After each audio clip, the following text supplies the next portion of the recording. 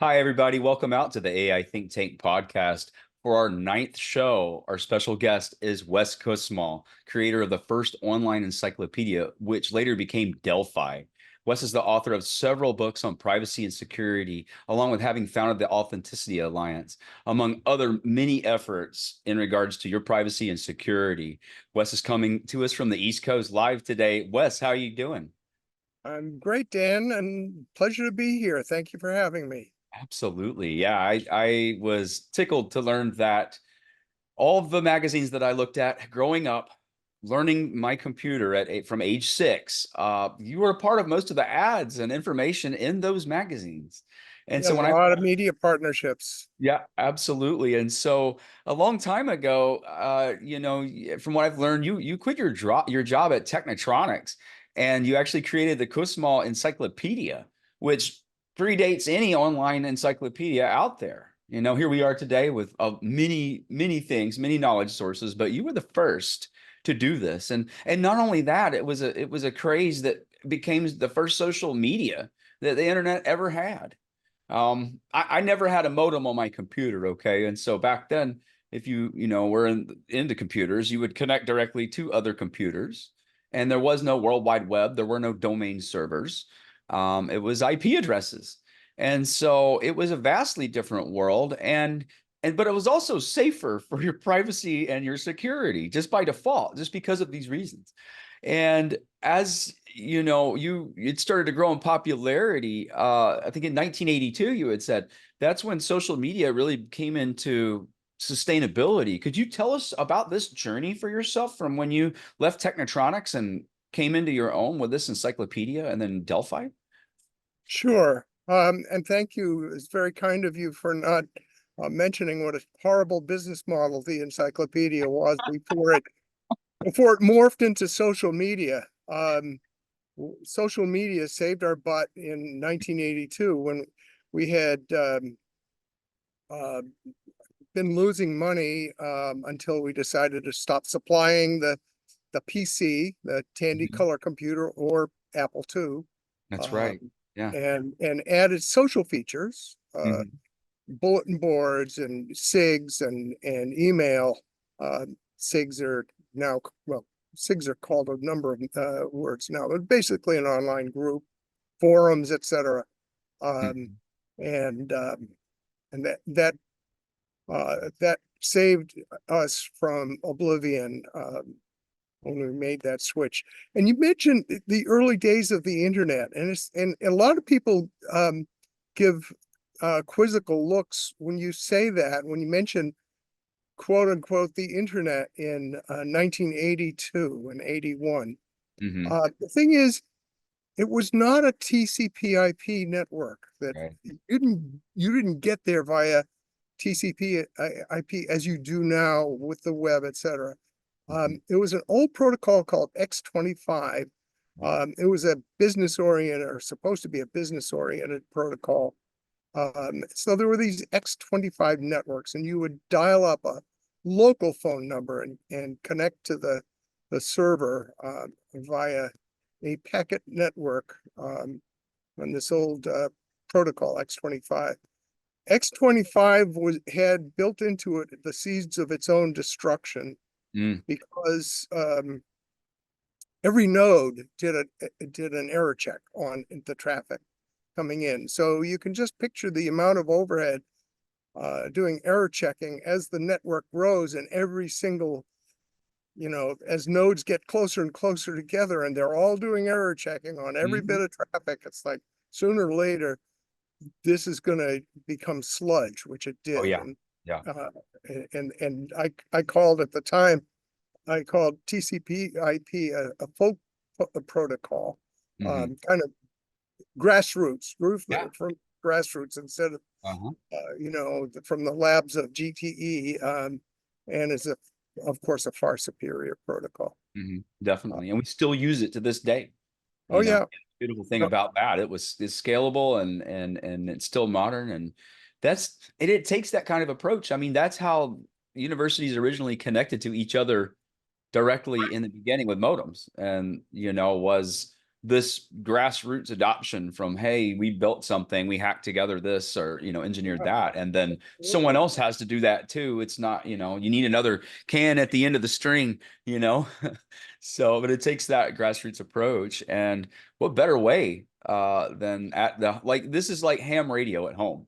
How, Well, that's this is the very much like hobby radio back in the day, to me at least, don't you? and interesting that you brought that up, Mm. because up until around 1990, the rules for the use of the ARPANET and then the internet um, were very similar to the rules for ham radio. And one of those rules was absolutely no commercial activity. Yeah. Um, Mm. so, you couldn't so much as offer to or try to recruit a roommate for share the rent on an apartment Wow. over the net.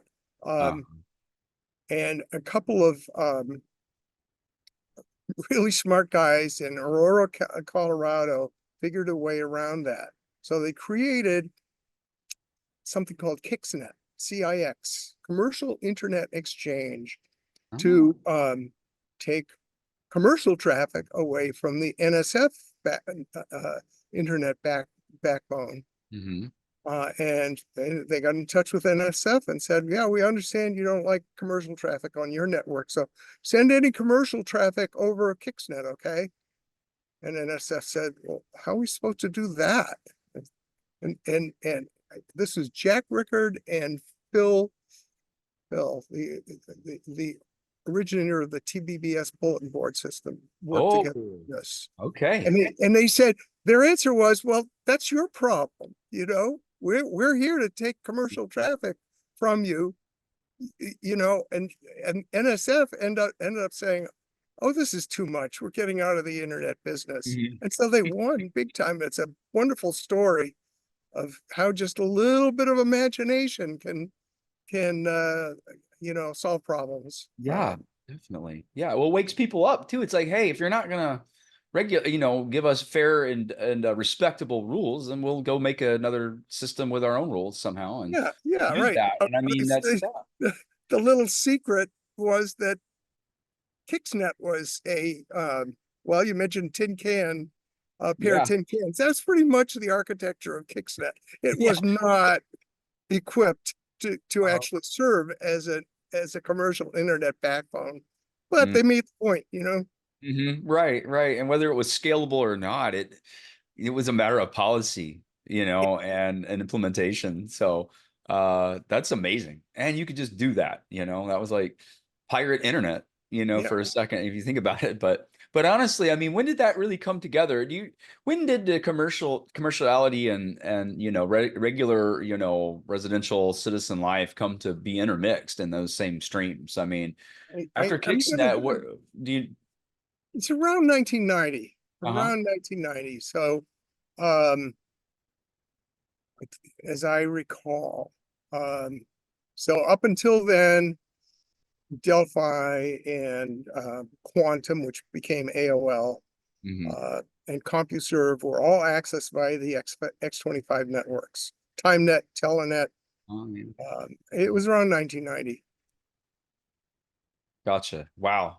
Okay. So, what is it? So we're what, 34 years into things being different, and that's not even that long, So, and Thank you. since Thank then, you for saying really, it that. hasn't been that long. No, man, you've got it. You're spry on this. So, and so many other wonderful projects have come along, and I want to show some people out there some screenshots and screen shares of the magazines and the ads and stuff that we all were a part of back then. But like on the receiving end, on the producing end for you. But around, fast forward 10 years, Wes, okay, from 1990 to 2000, out here in Seattle, I moved out here in 2000, January. So I've been here for 24 years. And we had the Linux Wireless Project, okay, or Seattle Wireless Project, which was back then some brilliant local minds got together from the Greater Seattle Linux Users Group, and they made these cantenna. They're like a Pringles can, right? So it's a directional beam for Wi-Fi, and they started doing mountaintop to mountaintop line of sight repeating, Wi-Fi.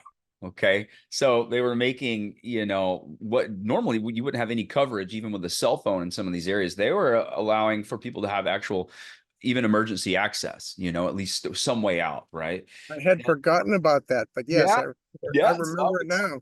I'm a part of that community. And at the same time, my good friend Toby Morning from Quai and from Pi, they're over there with the, democratizing AI for everyone. He was a part of and helped lead the LA and Los Angeles mesh network project, which was similar. So they built a mesh network out there, very grassroots, very much, hey, you know what? Get on. We have one person, maybe we're all going in on this connection somewhere to the actual internet, but from there on out, it's whatever infrastructure you come to the table with, very grassroots. And then there you go. You get a line of water to your house. You get that knowledge. You get the internet right there. And So, yeah. And so do you remember that, right? You remember hearing? I remember that. I also, Yeah. even as we speak, there's a group in Boston that is building uh, a mesh network using I don't know how you pronounce this word, YGGDRASIL or something like that. So Oh, it's end-to-end encrypted, uh, hmm. and truly a mesh network. I don't know how it's doing. I haven't talked to them in Right. quite a while, but I keep thinking, man, that's a way you could parachute a bunch of those nodes into regions with repressive regimes, countries, dictatorships, and let people communicate directly one Hmm. to another, without, uh, you know, without the big dictator being able to listen in. Of course, that means really good, Hmm. like really good identity reliability, but That's right. uh, That's right. this is the technology that they used to talk about when they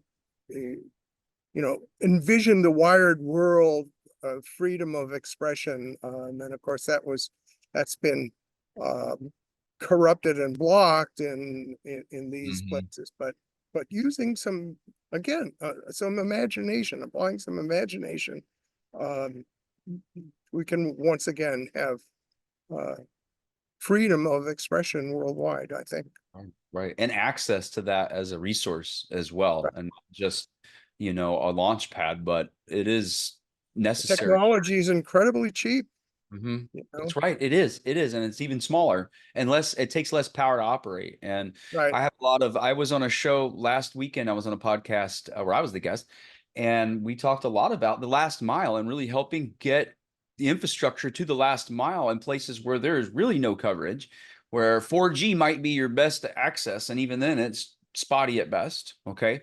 Yep, And so all I could do was think about, hey, the combination of some solar panels, right? Some easy battery stores and some line of sight mesh networks and things yep, like that to help provide the last mile for people who definitely, want it. They're able, there's no law stopping them. It's just a matter of infrastructure. And there's plenty of cases like this across the world where it would really help people with just the basics, and I think that's so important in this day and absolutely. age, and especially if it can be done and regulated at the local level and just, I don't even say regulated, but just maintained, this infrastructure, I think it's key. Off the shelf parts, and then the Yep, least amount of actual manual stuff, which would be, oh, you've got to build a cantenna or you've got to find the cheapest, hobby, grade version of something. But anyways, but we've come a long way, and I want to share my screen for a minute. We're going to kind of go back to the Rainbow magazine for a moment because I get excited and get ahead of myself here. So I'm going to do a screen share here. See if we can do this. Here we go. All right, everybody. Uh, if you should see the screen in front of us here is an actual magazine copy from the Rainbow magazines that are for the computer that I had and for Tandy, Radio Shack, TRS-80, Color Computer 2, and other versions of that. And so here we have a good look at what the ads are inside of this. amazed you were able to dig that up. What's that again? I said, I'm amazed you were able to dig that up. Oh, I am just really into computers and I've never stopped and just keep going. And because this is really close to my heart, you blame me? I look hard for this stuff. So, oh, hey, look, there's a double page Delphi. Hey, that's the background to the show right now. So this these are things I grew up seeing at a young age, and I was excited, but again, I never could participate. I was too young. I was the only person in the family that had a computer. Keep in mind, I'm from the very bottom of Alabama. Okay, so it's a little different there, but no one had one. Well, the best we had was a typewriter, one of the houses. So me doing this on my own was daunting, and I just dreamed about connecting to other people. I never got to. I never got to connect to anybody on here, any other people. I wrote my own programs from scratch every day and didn't even have a way to record those until finally one day I figured out that tape recorder would do it. And then I was slapping my forehead ever since, like, oh, well, at least I know now. But, No, and but you gained something from that, that's didn't right. I did. I did. I knew this. I understood what I was doing, you know? you? Exactly. And Right. instead of just, loading up what you wrote a few days ago and not having Uh-huh. to remember what you did, how you did it, you're going Right. through it again and Uh-huh. exercising that muscle That's that it. you used to write the code in the first place. Right. And if you were and so to everybody out there, just to kind of explain the magic to you, this was like the Nintendo power of the 80s, okay? Like how to use your computer. Because when you got it, it was we're talking about a very basic here, I'll just show everybody here, TRS-80 Coco 2. I'll just show the picture here.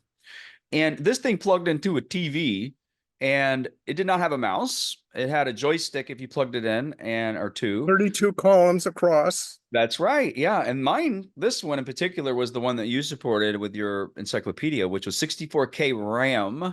Yep. Wow, that was a lot. I remember when Bill Gates was like, you only need a certain amount, and Six but they're six on the forty K. right. 640K is what he thought anyone would Uh-huh. ever need. The Exactly. we briefly Uh-huh. sold the Commodore before the Commodore 64 was the VIC-20 computer, Oh yeah, which had an even uh-huh. narrower screen and Uh-huh. 5K of Oh, memory. yeah, yeah, yeah. That was rough. Uh-huh. Yeah, after this, I actually had a Timex. Do you remember the Timex? Oh yeah. Oh, those were little thin things. Those were Yeah, and seemingly futuristic, but no, people I bought got them. them. People Yep. bought them and sent them back and Uh-huh. complained online saying, I wanted a computer, not a mock-up of a computer. They Yeah. thought it was not a real computer. That's how I felt. My uncle gave it to me. I remember my uncle Steve giving me his Timex computer and like, good luck. Like, okay. Sinclair, what's his name? Sinclair was the Uh-huh. originator of that. Yeah, yeah, that's British guy, right. somebody Sinclair. So if you can you can use the Timex computer, you can set a VCR clock. This is what I've learned. Like if you can do that, you can do a lot of things. So Yep. anyway, on the right side of this computer we're looking at on the screen, you could slip a cartridge into here. But I didn't know you could plug a tape player into it, and they had learning programs that would you push the play button, and then when you hit run on the computer, it would automatically start playing audio, and it would be 101 algebra. So this is how I learned algebra at a young age. And I'm listening to the tape, and then it's putting stuff on the screen, and then it stops and whatever's on the screen, you work out the problems. And when you're done, you hit enter and then it starts the tape again. And it was the first multimedia experience I ever had in my life. No DVD, no CD, not even a floppy. We're talking about a cassette tape, everybody. And Yep. so later on, and it was sad though, because it was way later on in my teens where people were dumping hardware on me that I could have used in my age 6 through 10, and it was an incredible amount, like real floppy drives, like the big ones, and so anyways, but it was a real treat because if you went into Rainbow Magazine, they had programs that, weren't in the book that came with it. And so that was our open source culture back then. Do you Yep. remember? This was Yep. how we And shared. Yeah. spend all afternoon typing it. Uh-huh. Right. And this is how you did it. This is back Yep. name your lines and say go 210. Now, what we're looking at here isn't basic on here. We're looking So at something else, but um, you you can know, imagine how when we connected these hobbyist magazines online Mhm. and you could download software, holy smokes, what a, Yeah. you know, Yeah, it was such a big deal. Even you remember shareware was that intermediary that happened back for, DOS yeah, games and then the real, more modern, motion of the home PC and stuff. So, but seeing it back then, and so what we would do with Basic, and I know we're not looking at a whole lot of Basic right now for some reason. I'm having this Cybertruck moment, but Basic is you name a line 10 and you could say print hello, and then on line 20 you could say go to 10, and it would just loop, right? And this whole thing yeah. would be an infinite loop, just printing, hello down the screen. All right. Do you remember the RND command? Oh, random. Yeah. R&D statement? Yeah, random, just pick a random number, Uh-huh. in the range. Yeah, So that's great. what, Yeah. so I, so we were in a shared office space, Mhm. with a company called Cybermation, I remember. And before leaving work one day, I started running, this program called Bleep. Um, and basically, Bleep made a sound. You give it a number that corresponded to a frequency, and it would make that sound for a Mhm. specified amount of time, a second or two Oh seconds yeah. or right. So I had this program running, and it was going, running this program called, Bleep in a loop, picking a random tone and, bleeping out that tone for a second and then going back and the next one and the next one. So I left that running just as a, I don't know, just a prank. Mhm. And the Cybermation folks came in earlier than I did the next morning, Yeah. and they they were freaked out because there was, you know, some bomb in the corner that was about to go off. Yeah, yeah. Uh-huh. The indistinguishable sounds that we can't make out are random. Yeah, what is going None of this on fits. here? Beep, boop, boop, beep, boop, boop. Uh-huh. None of this makes sense. Yeah, and it was really interesting because if you were on the low end of programming, like where I was starting from scratch, and you started messing with this stuff, I mean, you were building your own module sounds from scratch using the different frequencies and then putting it together in sort of a texture.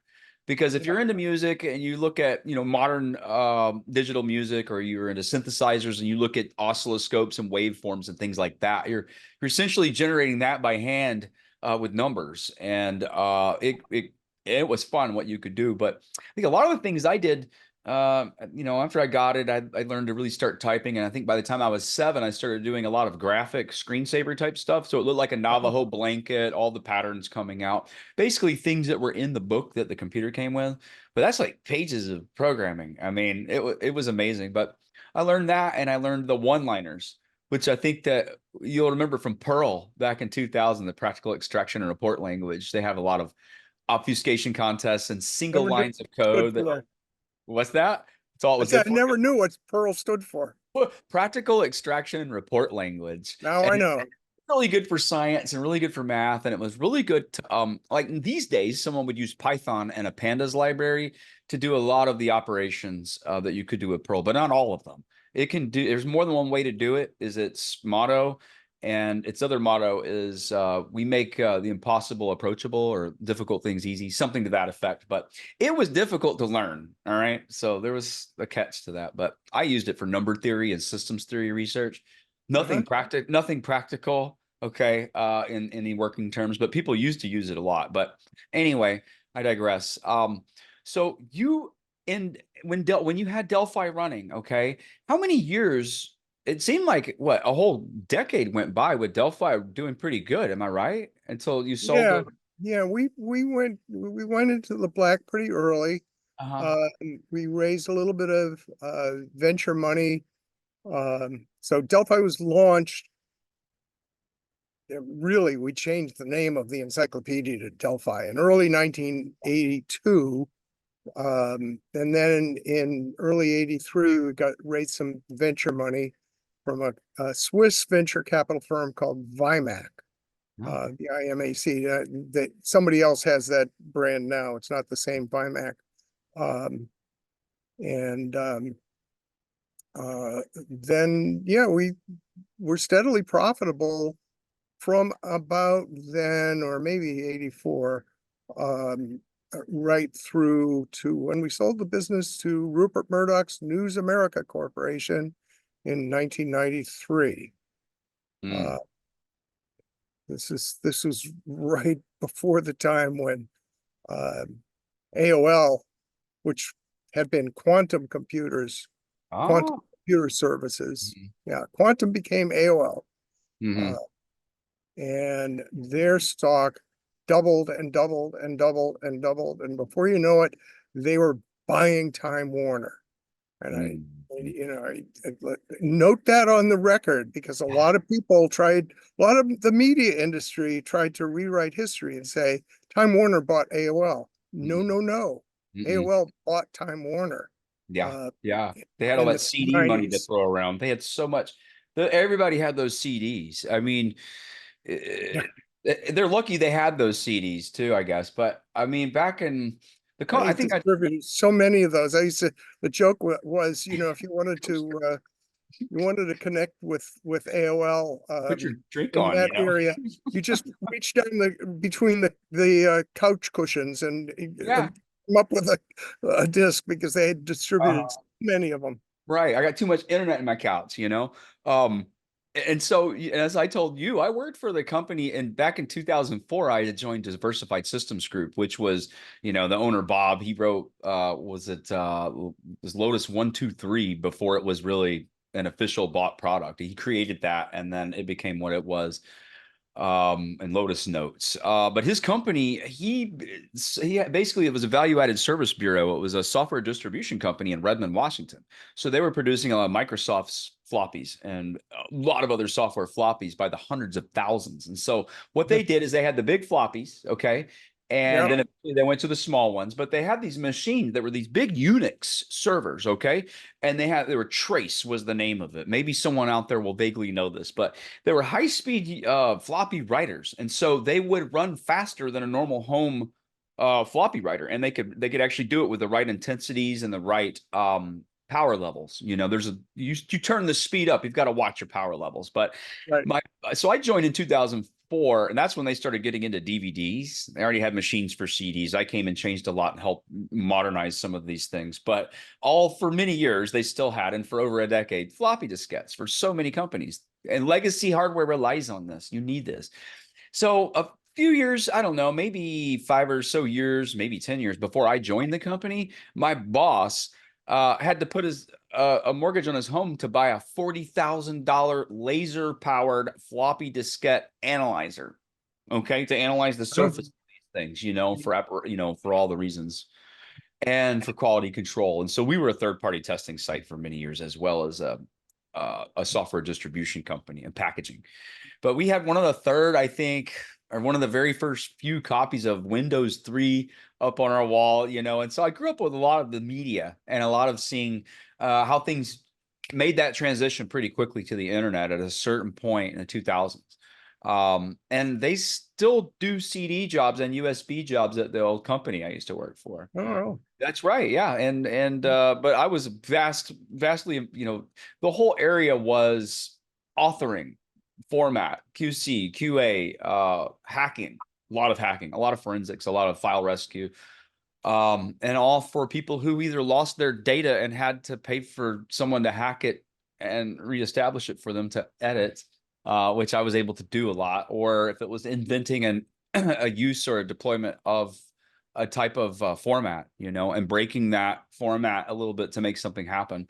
And it was wonderful. I had so much fun, but now everything is internet, and you're going to download it. And there's very rarely, if anything, you might have system images for something. Maybe admins will have system images backup stored somewhere, of course, but it's just so fast these days. And so, with that said, and with the speed of things being what they are now, kind of want to put it back to you on privacy and security, the public key infrastructure, the things that you saw coming out of this after Delphi, the things that you learned with social media in its infancy as a creator and a harbinger of all of this that we see today. I'd just love to get your opinions on where you see things going, where you have been able to get things, and your experience with privacy and well, the secure approach. well, great. I love to talk about this, and I wish I could say that we had gotten there, but we're trying to get there. So sold Delphi in 93. Actually, I was CEO until 97 and kind of um, I had launched a spinoff right around that time, and so I was kind of kicked upstairs to chairman, but not no longer CEO Mhm. in 97 in 87, Mhm. and um, sold the business in 93. I retained a license to the host technology Mhm. and launched a second business, basically building private label social networks for magazine publishers. Um, Built one for Hard Copy Magazine, for Yeah. National Review Magazine, William F. Buckley's magazine. Their communities. You're building their communities on the back end. Is that what Exactly. you're doing? Yeah, Wow. yeah. Okay, gotcha. Wow. Um, Okay. Bulletin I boards, right? You're putting just Well, bulletin boards, multiple bulletin boards, it's basically, your own Facebook, right. only, Right. only with, only with integrity. Yeah. Nobody got to know anything about you unless you disclosed it yourself, or if you defamed someone, or you defrauded someone, or you were caught dealing drugs online. Mhm. Uh, we used to occasionally get a visit from the DEA, Mhm. uh, and they'd say, "Hey, we suspect this user of dealing drugs, and we need to know who it is." And we'd say, "Do you have a court order?" And they'd say, "We're the DEA. When you need a court order," I say, "Yeah, you need a court order." So Yeah. they'd go get a, they grumble and go away and get a court order, and then we Yeah. disclose. But it would be Uh, wiretapping without that court order. Am I right? Wouldn't that be even with the DEA without that warrant? It's You it know, I they would. Is it wiretapping? Eh, It's just, that those were our rules. yeah. That's our ordinances for Hmm. our users. Now, our users paid for access. Originally, it was paid by the minute, and then it was paid by the month. But here's the deal. Your everything about you is your property, your personal intellectual property. Right. And we will only disclose that if someone presents a legitimate court order. Right. Uh, Right. Again, if that dictator in North Korea says we want to know who this is because he's been saying critical things Hmm. of the administration, we say and present a court order, we say, well, sorry, but this is from a kangaroo court. Mm. We'll toss it in the trash. We are not Right. going to disclose that. Um, those are our rules. That's the way social media Hmm. used to be. And that's after I sold the second business, I merged it with another company, and we sold the combined business to NTT Vario in 1998. And I started saying, and of course, now at that point, we had the web, and we had Hmm. massive invasions of privacy, Yep. and the problem of lack of accountability. I mean, Hmm. it's the mess we're all in now started in the 90s. That's right. Uh, and so I started writing a book about fixing it, Hmm. and describing the issue to my daughter. She said, "Well, isn't that the problem PKI is supposed to fix?" And I said, "Yeah, you're right. It's supposed to fix the problem. Here are the problems with actually deploying PKI on the scale we're talking about here." And so she, sort of, "Oh, okay, well, I guess not." But after that conversation, I went away, and for a couple of months after that, I thought, PKI isn't the problem. It's the way it's been deployed that's the Yeah. problem. Yeah. Um, so the book at that point, it was, and she introduced me to a friend who had a colleague at work who had talked her into PKI, or taught her about PKI.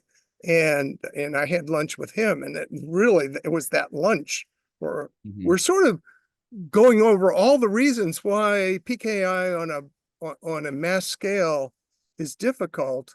And as we're going over those reasons, I'm thinking, yeah, but a lot of yeah buts. Like Yeah. that Hmm. that's Hmm. not an insurmountable problem. That's not an Right. insurmountable problem. Mhm. Um, and the biggest problem is the source of authority, right? Yeah, Because that's a the governance. PKI, the central part of a PKI is a certification authority. And of Mhm. course, everybody hears central authority. Oh, that's Big Brother, that's government, that's, you know, well, you know, if or it's a commercial enterprise that can be bought and sold. And I have a story about that too, but Yeah. Yeah. uh, uh, you know, that's not legitimate central authority. Mhm. You know, the point is that if you do authority right and make the governance of it participatory, uh, Mhm. you know, not commercial and not government, but Right. Right. right. Purely Um, social, really, if you think about it, that's purely social. so, I mean, so I that is, stuck. yeah. So my book, which was entitled, still is entitled, Quiet Enjoyment, Hmm. which is a real estate term. The idea is, the information highway is an outdoor public transport space. We typically use highways to go from building to building. Where are the Hmm. buildings? Where are these accountability spaces called buildings? We need buildings. That's why it's called Quiet Enjoyment. Hmm. Anyway, the books from that point on became about a PKI solution. So some folks at the ITU, International Telecommunication Union, which is a UN agency, Hmm. um, learned that I was writing this book and got in touch with me and said, "We're building. It seems like we're building what you're advocating. Do you want to work with us?" So I said, "Yeah, you know." Uh-huh. So I worked with them for a few years. I became a member of their global cybersecurity agenda, high-level expert group of the global cybersecurity agenda. And then in late 2004, maybe it was early 2005, the ITU pulled the plug on the World eTrust Initiative. Years later, and I knew why, but years later, I was giving a presentation at a United Nations WESIS conference, and a guy came up to me and kind of summed it up for me. He said, when the internet came along, we didn't talk about this because we didn't want to sound like Luddites, Yeah. and technophobes. Hmm.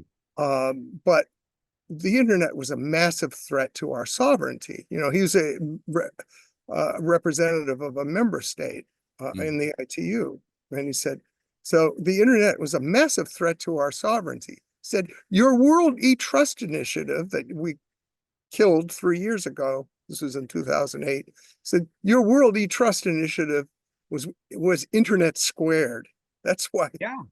as soon as it became visible to the rest of we basically announced it to the all the member states of the ITU, and they all Hmm. said, "Get this thing out of here!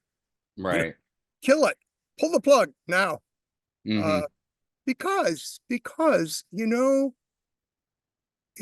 I mean, people are apprehensive about globalization, Hmm. but holy smokes, we live more and more of our lives online Yeah. all the time. And yeah. And these geographic boundaries between states and provinces and nation states, it's like packets don't know anything Yeah. about boundaries, you Right. know, Right. you Right. know, I Exactly. mean, this The global information village doesn't know. idea, it's Uh-huh. here. And Yeah. if you, whether you like it or not, that's reality. Yeah. Yeah. Uh, And I mean, anyway, it takes that's yeah, it takes so many people to agree on this, or to say, "Oh, this is valuable," and then you have people that, like you said, they feel threatened. They want to they for some reason have an interest in gatekeeping something. I think that well, there's a I mean, certain amount of quality assurance out there in the world that maybe we wouldn't call it gatekeeping, but it certainly kind of comes down to that. But this control, it's no, it's entirely understandable. Think about it. You are uh, a member of the administration of a nation, right? One of the 180 or so nations that make up the ITU and its parent the United Nations. And along comes this thing that makes your jurisdiction irrelevant, Yeah. right? We talk about regulation. Oh my word. Whose whose laws, whose regulations are going to apply? Is somebody in Indonesia, a bureaucrat in Indonesia going to, the United States passes some law about data transfer or something, and this person in Indonesia say, oh, okay, the US says Right. this is it's got to be. No, Oh. are you kidding? Hmm. It's like it defies common sense. Yeah. But on the other hand, if you make your living as one of those government administrators, you can't expect someone in that role to say, oh, well, okay, I guess my whole organization is now obsolete. I guess I'm going to go do web development or something. Hmm. I mean, that's not going to happen either. Oh. There's a real reason for the tension. Yeah. It's not trivial. No, not at all. Not at all.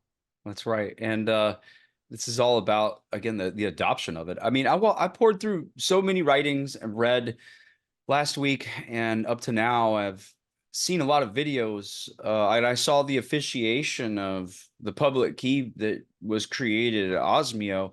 You'll have to explain what that is, but I mean, when you were talking to these people at United Nations, I mean, isn't this where the Geneva situation came together and that you established Osmio, the charter at least? I know we haven't really talked about that yet, but Right. it's related to Uh, well, decentralizing governance in this sense, but try to Absolutely. yeah, Absolutely. help me understand this. Yeah. Sure. So I mentioned the World E-Trust Initiative was formed by the ITU to give developing nations a commercial infrastructure so they could do business with each other. Um, and my message to them was, hey, it's not just developing nations that need this. The whole world needs this, developed nations as well. Um, so, but then, as I say, around the beginning of 2005, they pulled the plug on the World E-Trust Initiative. The two guys who were head of World E-Trust Initiative were Alex Natoko and Hamadoun Touré. And they very courageously came up to me and said, Wes, we don't want this to die. We don't have a mandate. We have a mandate to kill it. In fact, Hmm. um, but so we can't keep running it, but we don't want it to die. Would you take it? And I said, I very enthusiastically said yes. Um, However, I want it to take the form of a municipality, an online municipality, a city hall, because it represents authority. Um, it's not a computer thing.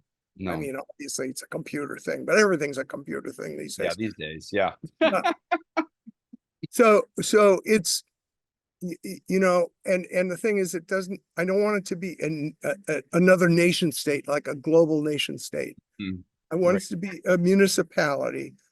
And here's why, because city management, city governance is approachable. If you don't like the way things are being done, you go drive down to City Hall and you knock on the door of some council member or something like that. And cities tend to be, they don't have layers between the citizen and the holder of power. Hmm. And that's the way Osmio is. It's a global city hall, a certification authority. Yes, we had a key generation ceremony in Geneva. Um, Wish I could tell you exactly what year that was. But actually, there were two key generation ceremonies. The first one we held in upstate New York, and then we did it right in Geneva. Yeah, Uh, that's the one I watched. I watched you guys destroy the hard drives and other equipment after doing this. right, yeah, Yeah. because that root key pair, right? Private key, nobody should know that. Nope. And literally nobody does know that, Hmm. and Yeah. there are ways to regenerate it Yeah. without any one person knowing the actual key. Yeah, but yeah, you have to have several in that field that comes together. It's kind of like the recipe for chartreuse. Maybe you're familiar with that. You know, there's four monks that know the recipe for chartreuse, but Oh, they I don't didn't know the know that. whole recipe, and they all come together. And there's like what 260 field botanicals that make that color of that look what that is. You know, and Cool story. I didn't know that. yeah, and they and so this is kind of stuff I study in cryptology and security, and it's like, oh, what's the history of that? Well, here's one where all four puzzle pieces come together, and here's how that works, you know. And so and the other things are like that too. I think Coca-Cola's got that going on as well, but whatever. Right. Anyway, but there are stipulations that are grounded in either, you know, the physics of things, the logic of things here. And in this case, we have a virtual municipality online. Okay. It was Right. established in Geneva, and it is in the charter is it is the city of Osmio. Okay. Correct. Okay. Osmio.ch, Okay. ch That's right. being the country code domain for Switzerland. Okay. Gotcha. So, and this was, you know, this is well over a year ago. This is, or excuse me, 10 years ago. This is at least in what was this, the early 2000s, I think, actually. Well, When it certainly was after 2005. So right, right. Okay. the city of Osmio was the municipal charter was first written at ITU headquarters in Geneva, March 7, 2005. Hmm. It's undergone modifications since then. But yeah, so it would be after March 7, 2005. It was probably actually, probably a few years after that, because as I say, we did the first key generation ceremony in upstate New Hmm. York and Right. realized we needed to do a better job of it. And so we recreated it. So Wow. I would guess it was I like, probably around, 2013 or so. uh-huh. Right. Just to see you destroy the hardware was done right. I stood by that. Someone who Yeah, knows how to get the data out of something that might be broken or otherwise trashed. It's not always the case. and get Yeah.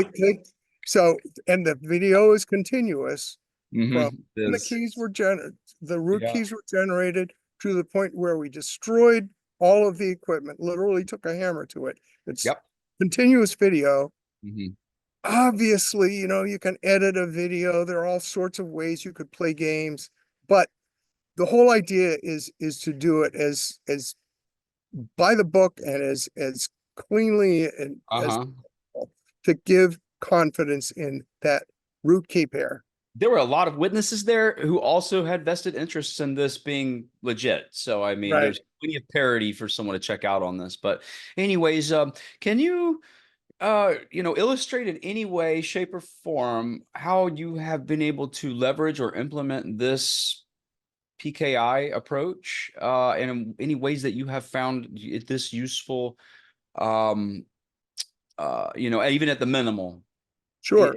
minimum, So yeah. here's the thing. Here's the thing. You cannot go, parachute into the middle of the debate about privacy and security saying, oh, we've got the big solution here. Mm, I mean, people don't relate to that.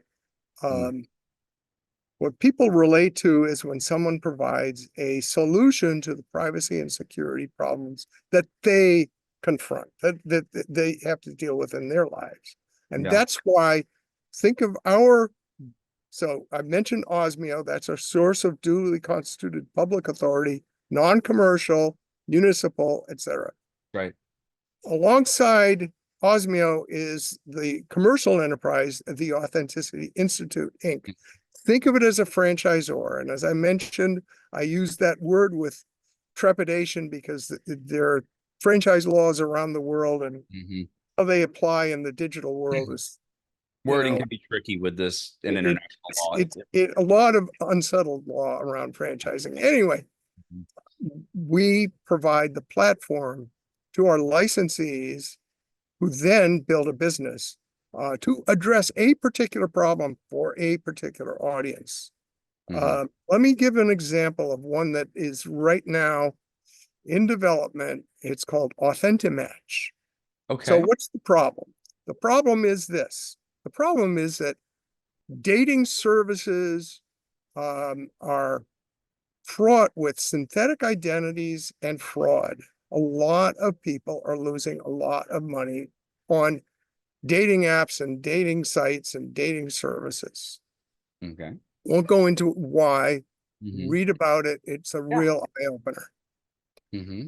Um, we Authentimatch.com started out as a service for the dating sites and dating apps, but we have since learned that the better way to go about this is to launch a dating service where the identities of all participants are Hmm. measurably reliable. You know, when you encounter somebody online in a space that is authenticity enabled, right? Hmm. Authenticity enabled, an authenticity enabled social media entity, a place. Hmm. Term, the metaphor of places in real That's estate, right. a Yeah. Yeah. place. Hmm. You know that everyone in there has a measurably reliable identities, X509 identity certificate, a PKI identity certificate Yeah. that that is accompanied by a measure of the reliability of their identity claim. Yeah, this is what got my attention too, because in the last half a year or so, and the studies that I've been involved with, and things that were related to AI and security, I have a good friend who and cohort who was really looking to produce scorecards in such a way that it reminded me a lot of what you have, where it's like, okay, we're authentic to this point, we're authentic on these facets, and you could have a higher score or not, depending, but you would still be within that range of authenticity. Or someone being more vetted, it's Well, like, you should be able to set your own standard. So ours, we measure identity reliability using 8 different metrics, each on a scale of 0 to 9. So yeah. you add them up and you've got an aggregate score of 0 to 72. Hmm. Uh, and you set your own, like if you want to have a little clubhouse for your friends, or birds of a feather, Yeah. and you can allow new people in, but they need to have an IDQA, an identity quality score, identity reliability score Hmm. of a minimum that you set. Now Hmm. you can do self-service enrollment will get you up to a 12 on that scale of 0 to 72. And that's good enough for a lot of applications. I often talk about bloggers who want to allow comments on their blog, but then of course they invite the trolls and the trolls Hmm. crash the blog, so they stop the comments and Right.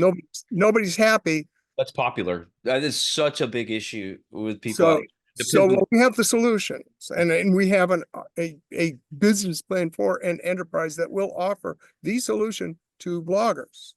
Right. So separate from Authentimatch, this is a different audience. So the audience is called the audience of bloggers, right? That's the whole idea. You cannot just jump in and say, we've got the solution to all these problems all over the place. Mhm. Yeah, It you can't there's no escape. way to get traction there. But the important thing is these identity certificates are universal. If Hmm. you enroll in Authentimatch because you want a dating service where you can trust the identities of other people, that same identity certificate Hmm. can be used for this blogging service. Hmm. So you don't have to re-enroll. You don't have to, it's universal. Yeah. Uh, and so, yeah, I mean, you now tell your um, commenters, just even an 8 on a scale of 0 to 72. And all that means is you've done Yeah. an SMS text check and an email check. Mhm. And all right, that's good enough. Right. Right. It's good enough for a blog comment, right? I mean, you're not exposing Fort Knox to No. intruders, No. right? No. That's right. It's Yeah. just a lightweight, and let's face it, a troll is going to go elsewhere Go when where it's they easy. to Yeah. that, right? Uh, That's the only purpose of it. So those are two examples of we have about 115 business plans in various stages of development, and we have a few up and running businesses, mhm. that authenticity enabled businesses like licensees, and by all means, if anyone feels as though they understand a particular audience or market that would benefit Mhm. from measurably reliable identities and accountability and online buildings, etc. Mhm. Be in touch. You know, Right. I, I Right. would, you know, Would you like me to share your email with the audience here, or your LinkedIn? Is there sure. anything that you're Yep, just your direct email is good? Yeah. yep, Okay, great. And then here, I'll just go ahead and type this in. This is the one that we use together, I suppose. Let's see here. Here we go. Let me get this in here. Yeah. Oh, yeah. ReliableID.com. That's right. yep. And I'm going to put this in By the there. way, that website is needs to be improved. Everybody says, I looked at your site and I thought that, and I say, oh man, what site did you look at? Oh yeah, reliableid.com, because we use that for our emails, Yeah. but Yeah. it's not quote unquote our site. Right. Right. I It's have seen, I mean, look, it doesn't matter. I mean, what matters is that what you've got works, and it's approachable, and accessible. So there are so many needs for this type of, vetting out there in the world. And I mean, an easy parallel, or at least, related, would be, oh, I see person XYZ makes good positive posts, or, non, inflammatory posts on Instagram. Oh, that same person makes good posts on LinkedIn, or oh, you can see they're publishing everywhere. I know the XYZ person is XYZ person. They have a reputation to uphold. But then I've seen so many people get hijacked, and Yep. identities hijacked, and all of a sudden you think it's so and so emailing you, and it's not. And I mean, yeah, most spam and most phishing attempts are pretty obvious, but not all the time. And you cannot think you know it all when it comes to that stuff, because they will change. It will change. There'll be a letter off somewhere, and if your automated system of filtering doesn't catch it, then we're pounded with so much input these days, hundreds of emails, hundreds of messages, or And, depending. So you have, you, yeah, you mentioned that phishing emails are usually detectable. yeah. Well, that's true unless you happen to be the admin to the CFO of a public company or a decent sized company, Hmm. because then you get spear phishing attacks. Now, there's a reason why phishing attacks for the general public are deliberately, um, have misspellings and, Hmm. because the attacker doesn't want to waste time with someone who's, fairly skeptical and, let's face it, observant and bright. They Yeah. want they want the one who is Oh. rather, gullible. Yeah, they're relying on your blind spot. They're Uh, relying on your own built-in and fallibility. and and some people have much bigger blind spots than others, is the point. Whereas the admin to the CFO of that company is a different case.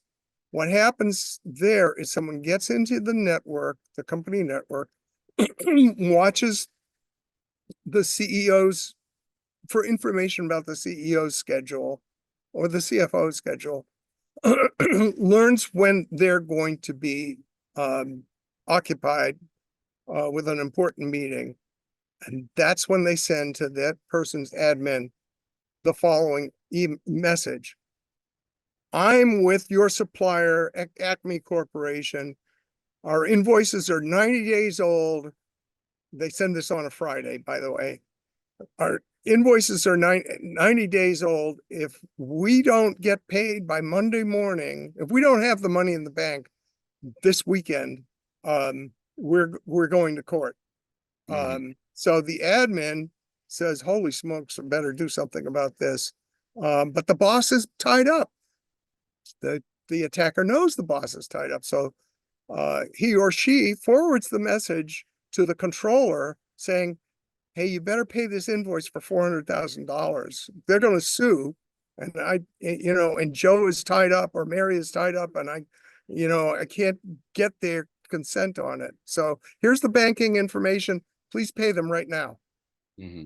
And that's the spear phishing attack. And those are well-crafted messages, Yeah, unlike and the ones, this is stuff that happens, and has happened. This is not a fantasy. This isn't some movie. happens all the That time. happened. Yeah, yeah. And because I have to red team, I have to, crack systems and things like that and try to break things, or I have over the years. as a white pen hat, testing. as someone who really does, work to protect the same systems. And you'd be surprised. And I've been a victim of all kind of things like this, where I'm like, oh, I'm glad I caught that, or wow, that was close, or wow, they got me. And it doesn't matter how, Hey, you I got know, a, skilled you think you are, if you just for one I got second let your blind spot be there, and a story to tell you. yeah, yeah. I got a story. Sorry to step on your You're good, you're good, yeah. talk over you, but there really is a story that I got to relate to you. I go to RSA every year, right? The Okay. security conference. Sometimes I go to Black Hat. Mm-hmm. Um, Good one. and at RSA, there are just dozens of parties, right? Mm-hmm. It's a big beer fest. Yeah. And I will end up multiple times during RSA sitting with some, security expert, CISSP, and we'll be having a beer, and I will at one point, and I admit this is horribly disingenuous, and I'm sorry to my audience, my apologies, but I will say, I have to admit, I've clicked on a bad link. I've clicked on a bad attachment, Yeah. what you're going to do. And over 50% of the time, the person I'm talking to will say, yeah, I know, I've done that too. Mm-hmm. So these are the experts who are telling the employees and management, we need training. We need to train people Mm. how not to get caught in these things. And yet they're doing it themselves. Right. So obviously a solution is not training. Mm-hmm. The solution is the system. And we have this thing called PKI identity certificates. That's what we need for authentication. We need digital signatures, true digital signatures, not, Yeah. electronic signatures from, um, That's fine. yeah, we need those, and security people, excuse me, but Mm-hmm. it's not about encryption, right? Yes, encryption is important, and Yeah. if you're Uh-huh. dealing in state secrets, or Yeah. secret formulas for Coca-Cola or Yeah. chartreuse, yeah, Mhm. okay, you want to encrypt those things. But much more important is authenticity. Yeah. How do I know that you're who you claim to be? That's the solution to our security problems. Right. Not, because I can send you an encrypted file or and you know, or you can send me an encrypted file and thank you very much. I'm not who you thought I was. Now I've got your secrets. You Mm-hmm. know, Right. you Right. shared the key, you shared the file. Uh-huh. Now I'm gonna go and run with it. Yeah, and there's just more to it, and we're coming close on time, but I just want to say that the technical fact here is that this is a lot like the Diffie-Hellman key agreement situation. Before we had a way to actually interchange keys properly, and even that's getting an upgrade too, by the way, Diffie-Hellman. So, but it's not just about encryption, like you say. There are these underlying facets, and not just in identity, but in the way that that is actually calculated, and the way that you come together with that is so important. If everything is everything in that process is Mhm. digitally signed by an identifiable, measurably, reliably identified human being, you've solved the problem. It's not, yeah, all those pieces uh, uh, come into it, but it's who? The question to be, software supply chain, malware there's the solar wind situation, right? Malware somewhere in the supply chain. Well, that's because every piece of software out there is digitally signed by who? What? A company? A department? Right. No, it needs to be digitally signed by an Mm, identifiable human being with mm, an identity reliability score. So we know if mhm, malware is injected into that software supply chain, here's who did it. Here's who mhm. takes Yeah, responsibility. this is real. I've had to deal with this by the thousands of units, okay, coming from different places overseas, Yeah, manufacturers of memory, okay, and then it comes and they'll send samples to sales, and the sales in another country doesn't even realize that what they have is Trojan software in yeah, the slack space of that file system in a place outside of the file system where a Windows system happens would all never the catch it, time. and then there it happens. It happens all the time. That's right. And so I've been on all these ends of it, and as a hacker and as someone who really is just trying to engineer a safer situation, a more private and secure situation. Um, for everyone that I'm working with or for. It can be daunting when And you're on we your have own with. this, Yeah, we have the solution. right. We have the solution. I am not equivocating. I'm not going to say, well, there are a lot of factors involved. No, the Mhm. solution is accountability. The solution is measurably reliable identities Mhm. represented by X509 identity certificates. Make those pervasive in your network and you've solved the problem. Right. Absolutely. Well, I'll tell you what, this is fantastic. I've learned a lot. I got to walk down some great jaunts of memory lane to see how things really came together on the other end. I hope that everyone out there has had a thrilling time as well, because it's rare that we get to really bring all these things up in this light. Um, you're a rare find, man. You're a gem. You have such a vast view and perspective the on what's going on now, because you helped bring us here, and your time with, building these communities, and be it, from the software end or just the social end itself, and just bringing people together, you've moved mountains. Okay. And in the spirit of that same community effort, look where we're at, look what we do have to our advantage. And you have groups out there, just like we were talking about, like Quai, who are really trying to bring the power back to the user, to bring sovereignty to your own data, and to have you own it and not someone else own that. And to meet these corporations on your terms more than not, instead of the other way around. And like you said, to have some weighable, accountable authenticity that can be, validated and utilized. That's important. And we can't just rely on the mechanics of things, and just different. Your So not just information, cryptography, like you said. Okay, this your is information should be your personal intellectual property. right. And you need to keep it in a vault that is PKI, built Mm, out of PKI construction materials, so that anyone wanting to use information about you, mhm. it signs either an implicit or explicit NDA, and it gets a license from you to use your information only for a particular purpose. That's what our MOI, personal information vault, accomplishes. Amazing. Yeah, well, you've had a good team working on this for so long, and I know you've seen a lot here. So I'll make sure to get some other links out when we put things together. Or is there any final links you would like me to share in the chat for everyone here before we close out? I have Authenticity Alliance here, just to go ahead and share that. Authentiverse.net is a good place to start. Okay, let's take a look at that really quick. You How can do I? take us on a flight there if you'd like. Fly to Authentiverse. Oh yeah, let's see here. We're getting it. Oh, there we are. Okay, I'm gonna go ahead and put that there in the chat.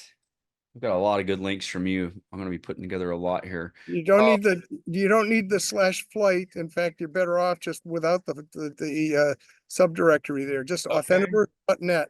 Uh-huh. Okay, great. And that will take you on a flight to Authentiverse. Nice. I love this. Look, yeah, this has been really enlightening. Thank you for taking the time with us today. This has just been a dream come true for me to get to share these moments with you and talk to you about where things have come from and where they're going. I appreciate your perspectives on the realities behind the whole decentralized authenticity versus, where can we do this as a community, and the motion of this grassroots effort as it goes. So thank you so much, Wes. Well, It's thank you, been an Dan. It's been a absolute pleasure. pleasure. I hope you have a fantastic weekend, a beautiful day there. Enjoy the sun, and I'll be in touch with you very soon. Very And good. we'll keep this dialogue going. But thanks again for doing this, and everybody out there, thank you so much for being a part of it. This is our 9th show. Wes Kussmaul, everybody. Have a wonderful day, and we'll be talking to you very soon. Thank you, Bye. Dan. Thank you. Have a good one.